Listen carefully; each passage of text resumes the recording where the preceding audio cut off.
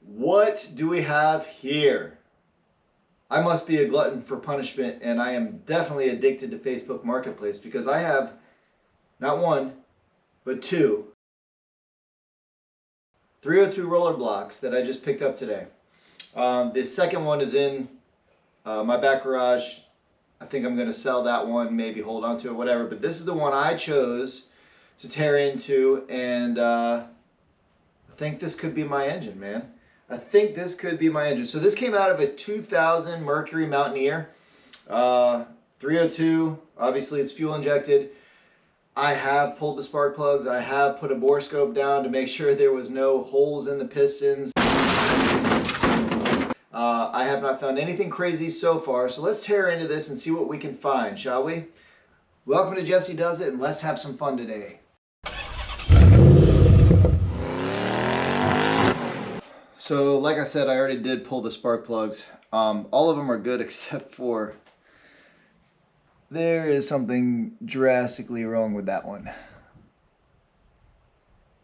Yay. But like I said, once I looked into the cylinders, couldn't find anything crazy. So there's a few smudge marks, and then one has some vertical scoring that I need to take a look at. But from what I can tell with the bore scope, there's excellent cross hatching all the way around. No holes. I didn't see anything crazy. So let's tear this apart.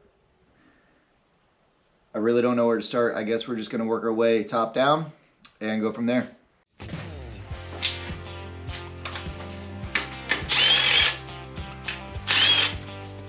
Those are super loose.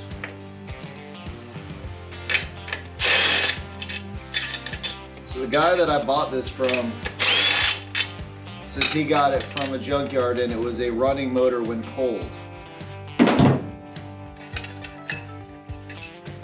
Can only hope for the best in this situation, but I see nothing that's stopping it from being a running motor.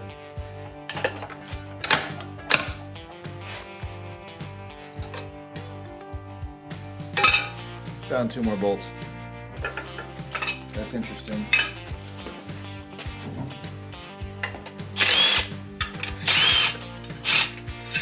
Yippers.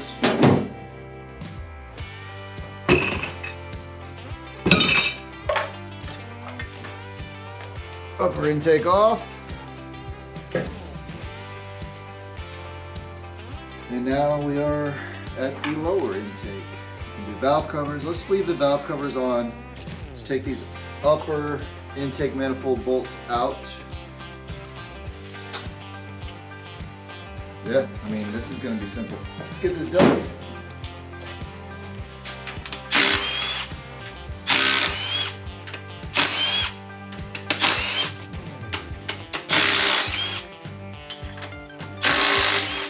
I can see a new upper intake manifold gasket and what looks like new head gaskets as well.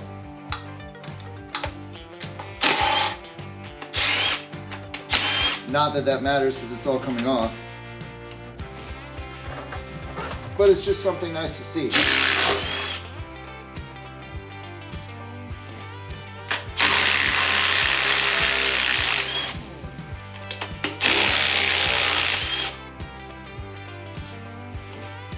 And let's take it off.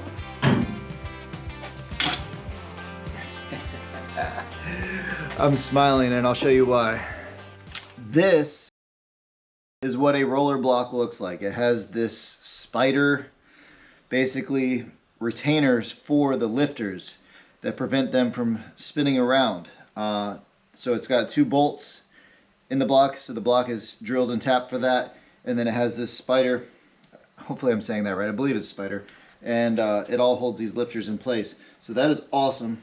Like I said, new. I mean, brand new gaskets here. Again, doesn't matter, but nice to have. Also, I've never seen this before. I always put a big glob RTV on the front and back, but I mean, dude, you could reuse these. They're so new. Anyways, let's keep going, shall we?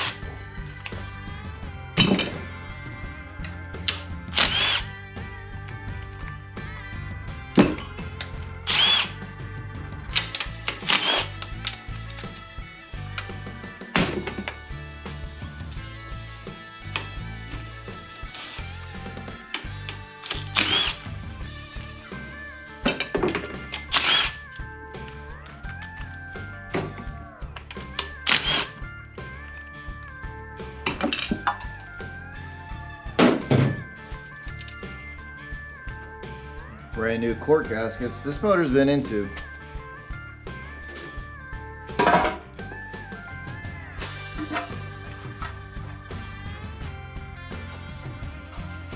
I mean, you can tell someone just cleaned this. Wonder why.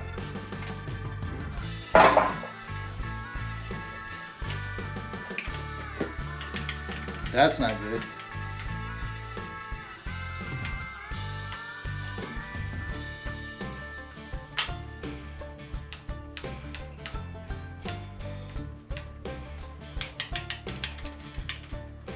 All right. So like I said, that's not good. This is super loose. I mean, the nut is literally coming off by hand. That's one.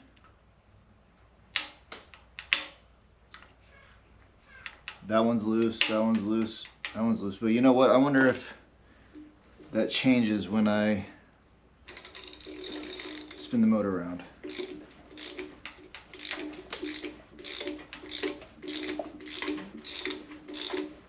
Yeah, okay, that's fine. So there's nothing wrong with that, but this one is definitely loose. It's okay, that's all coming off, that doesn't matter. What matters is what's under these heads. So let's get that pulled off too. Learned my lesson on that 351. I went ahead and got the Big Daddy on this one. Oh my gosh, and I don't even need it. Are these all that loose?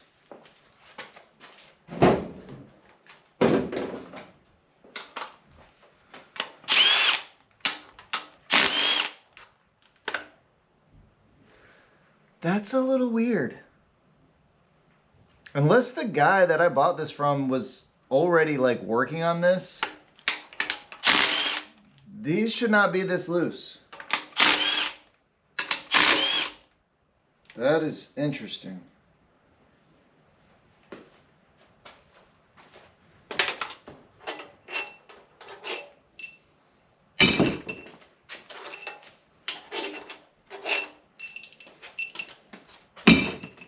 So is this head just going to pop right off?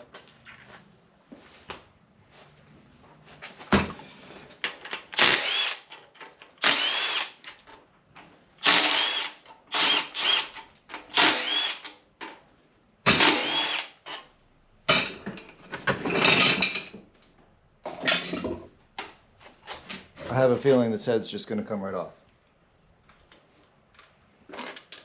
And it did.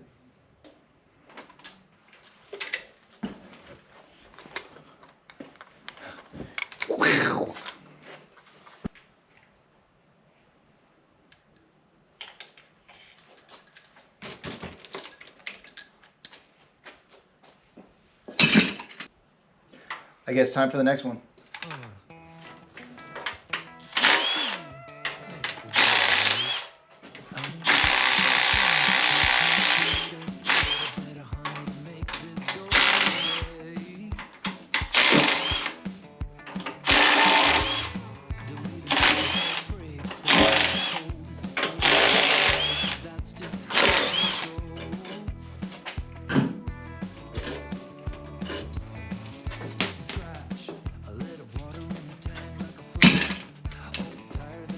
This is probably the quickest engine teardown I've ever done in my entire life. Not that I've done a bunch, but this is crazy.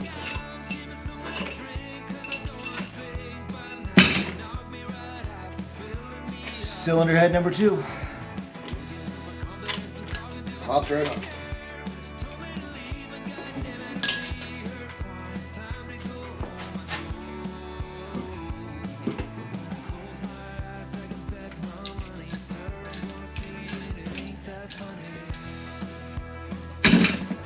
All right, so let's take a good look at these cylinders. Okay, here's the first cylinder we'll take a look at. Right off the bat, I can already see a lot of cross hatching.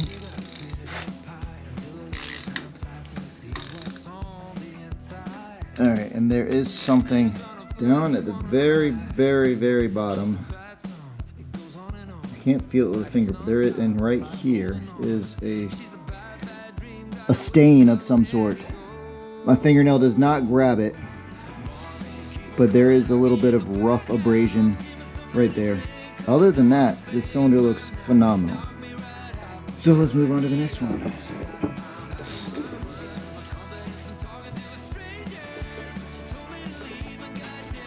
Same thing in this one, there is slight discoloration. This has got a lot less of it in this cylinder.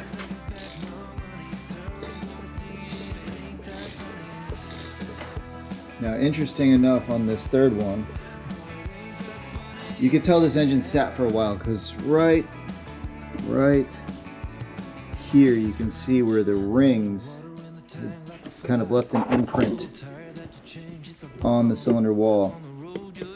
Again, can't feel it with my fingernail, but I can see it.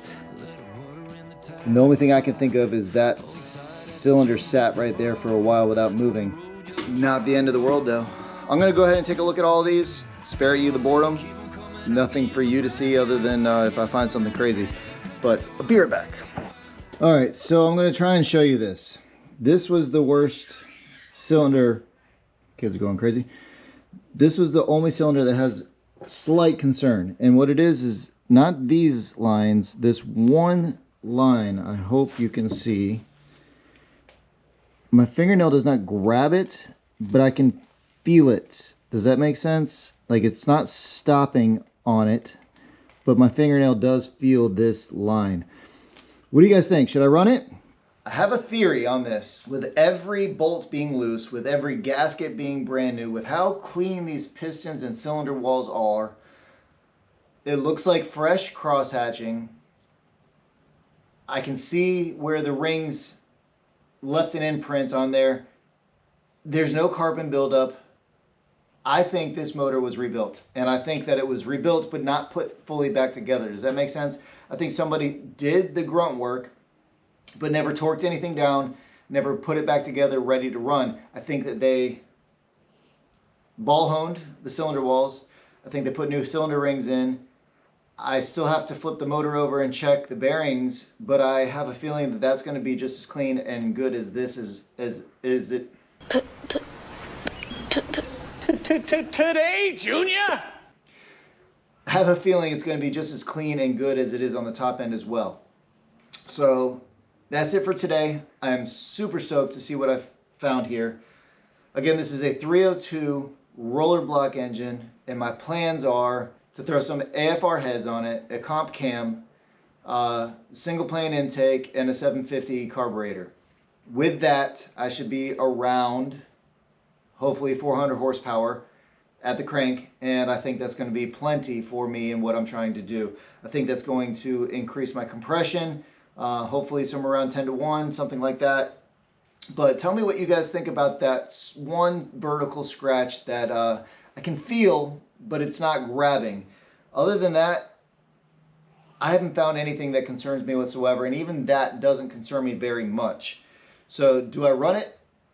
Do I rebuild it? Let me know. Appreciate you guys. As always, I'm Jesse with Jesse Does It. Till the next adventure, till the next project. We will see you then.